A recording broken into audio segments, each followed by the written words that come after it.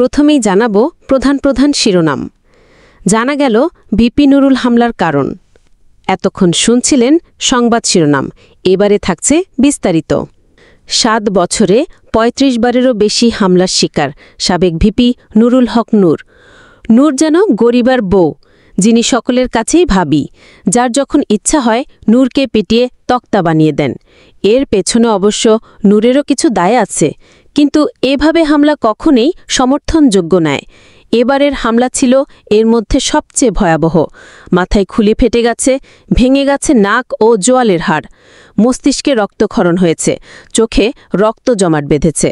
জ্ঞান ফিরলেও শঙ্কা আছে পাগল হয়ে যাওয়া কিংবা কমায় চলে যাওয়ার। এখন পর্যন্ত কোথায় কতবার মার খেয়েছে নূর, কেন তিনি বারবার মার খান, চলুন বিস্তারিত জেনে নেওয়া যাক। ঢাকা বিশ্ববিদ্যালয়ের সাবেক শিক্ষার্থী নুরুল হক নূর 2018 সালে সরকারি চাকরিতে কোটা সংস্কার আন্দোলন নিয়ে সাধারণ শিক্ষার্থীদের ব্যানারে রাজপথের আন্দোলনে নামেন। তার হাত ধরেই রাজনীতির মাঠে আসেন আক্তার হোসেন, নাহিদ হোসেন ও আসিফ মাহমুদরা 2019 সালে। ঢাকা বিশ্ববিদ্যালয় কেন্দ্রীয় ছাত্র সংসদ ঢাকসু নির্বাচনের মধ্য দিয়ে রাজনৈতিক পথ চলা শুরু নূরের। সহসভাপতি নির্বাচিত হন বাংলাদেশ সাধারণ ছাত্র অধিকার সংরক্ষণ পরিষদের প্যানেলের প্রার্থী হয়ে।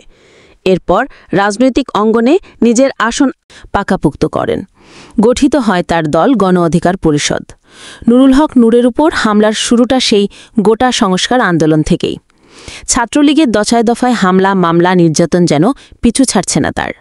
গত কয়েক বছর, বিশেষ করে ক্ষমতাচ্যুত প্রধানমন্ত্রী শেখ হাসিনা বিগত 7 বছরের শাসনামলে অন্তত 30 থেকে 35 বার হামলার শিকার হন নূর।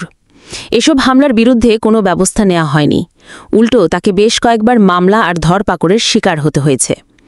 কোটা সংস্কার আন্দোলনকে কেন্দ্র করে 2018 সালের 30 জন নূরের উপর প্রথম হামলা হয়। ঢাকা বিশ্ববিদ্যালয়ের কেন্দ্রীয় লাইব্রেরির সামনে আন্দোলনকারীদের উপর হামলা করে নিষিদ্ধ ছাত্রলীগের নেতাকর্মীরা। এতে নূরসহ বেশ কয়েকজন গুরুতর আহত হন। সে সময় মূলত তিনি আওয়ামী লীগের বিরুদ্ধে অবস্থান নেওয়াতেই তার উপর এই হামলা হয়। হাসিনার লোকেরা তাকে শিবির কর্মী বলে প্রপাগান্ডা চালায়। এমনকি নির্বাচনের ফল ঘোষণার রাতে নূরের বিজয়ের খবরে শিবিরের ভিপি মানি না এমন স্লোগানও দিয়েছিল ছাত্রলীগ। এই ঘটনার পর নূরের অবশ্য উচিত ছিল লীগ থেকে দূরে থাকা, কিন্তু তিনি তা করেননি। হাসিনার সাথে হাসি মুখে সাক্ষাৎ, তার পায়ে সালাম পর্যন্ত করেছেন। সে সময় অনেকে রাগে ক্ষোভে বলে ফেলেছিল নূরকে পিটিয়ে ঠিকই করেছে। আসলে দীর্ঘ এই সময় নূর কখন কোন দলে রাজনীতি করেছেন তা এখনও বুঝতে পারেনি সাধারণ মানুষ। নূর এরপর হামলার শিকার হন 2019 সালের 11 মার্চ। ডাকসু নির্বাচনের দিন নির্বাচনে ভোট কারচুপির প্রতিবাদ করতে গিয়ে রোকিয়া হলে আবারও নিষিদ্ধ ছাত্রলীগের মারধরের শিকার হন নূর। হামলায় আহত হয়ে হাসপাতালে ভর্তি হতে হয় তাকে। সেখানে বসেই ভিপি পদে জয়ের সংবাদ পান তিনি।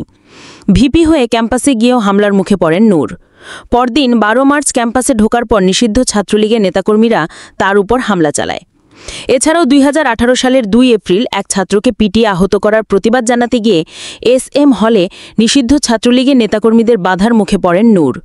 সেখানেও তাকে কিল ঘুষি মারা হয়। সে সময় তার সমর্থকরা বলতে থাকে, ভিপি নূরের উপর যত হামলা হবে ততই তার জনপ্রিয়তা বৃদ্ধি পাবে আর হাসিনার পতন ঘনীভূত হবে ইনশাল্লাহ। 2019 সালের 25 মে ব্রাহ্মণবাড়িয়ায় ছাত্র অধিকার সংরক্ষণ পরিষদের ইফতারকে জেলা ছাত্রলীগের বাধার মুখে পড়েন নূর। ছাত্রলীগের নেতাকর্মীরা তাকে মঞ্চ থেকে ফেলে দেন। 2021 সালের 17 নভেম্বরে টাঙ্গাইলের সন্তোষে মাওলানা ভাসানীর মাজারে শ্রদ্ধা জানাতে গিয়ে নিষিদ্ধ ছাত্রলীগের 2 দফায় হামলার শিকার হন নুরুল হক নূর। 2019 সালের 17 ডিসেম্বর নুরুল হক নূরের উপর হামলা করে ছাত্রলীগ ও মুক্তিযুদ্ধ মঞ্চের নেতাকর্মীরা। এতে নূরের বাম হাতের আঙুল ভেঙে যায়। সে সময় নুরুল হক নূর ডাকসুর ভিপি ছিলেন। 2019 সালের 26 মে বগুড়ায় ইফতার মাহফিল অনুষ্ঠানে যোগ দিতে গিয়েও হামলার শিকার হন নূর। বিকেল 4:45টার দিকে অনুষ্ঠানস্থলে যাওয়ার পথে সাতমাথা মোড়ের কাছে সরকারদলীয় ছাত্র সংগঠনটির 20-25 জন নেতাকর্মী তাদের উপর হামলা চালায়। ঘটনার ভিডিওতে দেখা যাচ্ছে বেশ কয়েকজন যুবক নূরকে ঘিরে ধরে কিল ঘুষি মারছেন। এসব ঘটনা অবশ্য প্রমাণ করে তৎকালীন আওয়ামী লীগের সময় দলটির অবকর্ম সম্পর্কে কথা বলার কেউ ছিল না। এজন্য প্রতিবাদ করতে গিয়ে বারবার টার্গেট হয়েছেন নূর। 2023 সালের 18 জুলাই গণ অধিকার পরিষদের কার্যালয় দখল নিয়ে পুলিশের সঙ্গে হট্টগোল হয় গণ অধিকার পরিষদের নেতাকর্মীদের। এ সময় পুলিশের ধস্তাধস্তিতে নূরসহ 2 জন আহত হন। সে বছরই ২ আগস্ট বড় হামলার ঘটনা ঘটে। বিরোধী রাজনৈতিক দলের উপর হামলা, মামলা, হয়রানি বন্ধে গুলিস্তানে মাদ্রাসা শিক্ষার্থী হাফিজ রেজাউল করিম হত্যা এবং বুয়েট শিক্ষার্থীদের আটকের প্রতিবাদে ঢাকা বিশ্ববিদ্যালয় টিএসসির সামনে সমাবেশ ডাকে নূরের দল। সে সমাবেশে যোগ দিতে শাহবাগ থেকে মিছিল নিয়ে টিএসসির কাছাকাছি এলে হামলার শিকার হন নূর। সেবারও তার উপর হামলা করে আওয়ামী লীগ। এরপর ২০২৪ সালের ৫ আগস্টের আগেও বেশ কয়েকবার মামলা ও ধরপকড়ের শিকার হন নূর।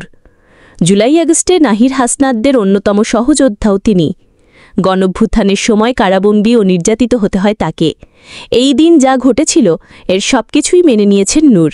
কিন্তু এবার তিনি ভাবতেও পারেননি নতুন স্বাধীন দেশে তাকে এভাবে হামলার শিকার হতে হবে। বিশেষ করে আওয়ামী লীগের বি টিম জাতীয় পার্টিকে নিষিদ্ধের দাবি করে যেভাবে পুলিশের হামলার শিকার হলেন সেটি মানতে পারছে না কেউই। আরেকটি ঘটনা না বললেই নয়, বিগত আওয়ামী লীগের সময়ও কখনো নূরের উপর হামলা করেনি পুলিশ, কিন্তু এবার ভারতীয় এজেন্ট জেনারেল ওয়াকারির বাহিনী থেকে আর রক্ষা পাননি তিনি। সবশেষ শুক্রবার রাতে রাজধানী কাকরাইলে জাতীয় পার্টি ও গণ অধিকার পরিষদের নেতাকর্মীদের মধ্যে তুমুল সংঘর্ষ হয়। জাপার কার্যালয়ের সামনে গিয়ে গণ অধিকার পরিষদের একটি মিছিল যাওয়ার সময় এই ঘটনা ঘটে। পরে আইনশৃঙ্খলা রক্ষাকারী বাহিনীর হামলায় গণ অধিকার পরিষদের সভাপতি নুরুল হক সহ বেশ কয়েকজন আহত হন। গণ অধিকার পরিষদের সাধারণ সম্পাদক মোহাম্মদ রাশেদ খান বলেন, জাপার হামলার প্রতিবাদে রাত 8:30টার দিকে গণ অধিকার পরিষদের কার্যালয়ের সামনে সভাপতি নুরুল হক, তিনি সহ নেতাকর্মীরা সংবাদ সম্মেলনের প্রস্তুতি নিচ্ছিলেন। ঠিক এ সময় তাদের উপর পরিকল্পিত হামলা চালায় আইনশৃঙ্খলা রক্ষাকারী বাহিনীর সদস্যরা। জুলাই আন্দোলন সহ হাসিনার পতনে নূরের অবদান অনস্বীকার্য, কিন্তু এই দীর্ঘ রাজনৈতিক ক্যারিয়ারে কম বিতর্কিত হননি নূর। মোসাদের এজেন্ট মেহেদি এনসাফাদির সঙ্গে সাক্ষাৎ, সেখান থেকে অনুদান এনে নিজের নাম বিনায়ক সহ বিভিন্ন অভিযোগ রয়েছে নূরের বিরুদ্ধে। এসব কারণে তাকে বেঈমান বলেও আখ্যায়িত করা হয়। এবারের হামলা নিয়ে সাংবাদিক ইলিয়াস লিখেছেন, আমরা যখন ওয়াকারির পদত্যাগ চেয়েছি, নুরু বলেছে আমরা নাকি দেশে বিশৃঙ্খলা তৈরি করতে চাই। আমরা যখন বাকশালী ৩০ নম্বর ভাঙতে গিয়েছি, নুরু আমাদেরকে মব বানিয়েছে। আমরা যখন আফ্রিদিকে ধরতে সারা রাত জেগেছিলাম, নুরু তখন সকালে ঘুম থেকে উঠে আফ্রিদির মুক্তির জন্য পোস্ট করেছিল। চারিদিকে আওয়ামী লীগে বসায় রেখে জাতীয় পার্টির অফিস দখল করতে গেলে মায়ে খাবা না তো কি জিলাপি খাবা? এভাবে নূরের মার খাওয়ার পেছনে কোনো না কোনো কারণ থাকে। তবে এবারের ঘটনাটা ভিন্ন। তাকে পরিকল্পিতভাবে হত্যা করতে চেয়েছিল সেনাবাহিনী। লিখে রাখুন, আজ নুরুল হক নূর, কাল হাসনাত, পরশু আরেকজন। তারপর দিন আপনি আমি এভাবেই পতিত সরকার ২৪-এর প্রতিশোধ নিবে। যেই জিএম কাদেরকে গ্রেফতারের দাবি তুলে নূর আজ হাসপাতালের বেডে কাতরাচ্ছে, এই কাদেরের দল জাতীয় পার্টি হাসিনার সমস্ত অপকর্মকে বৈধতা দিয়েছিল বিগত ১৪.৫ বছর। আওয়ামী ফাঁসিবাদের সঙ্গী ছিল এই জাতীয় পার্টি। সুপ্রিয় দর্শক, পরিশেষে বলতে চাই, কেউ ভুলের ঊর্ধ্বে নয়। তাই বলে এভাবে হামলা কখনোই মেনে নেওয়া যায় না।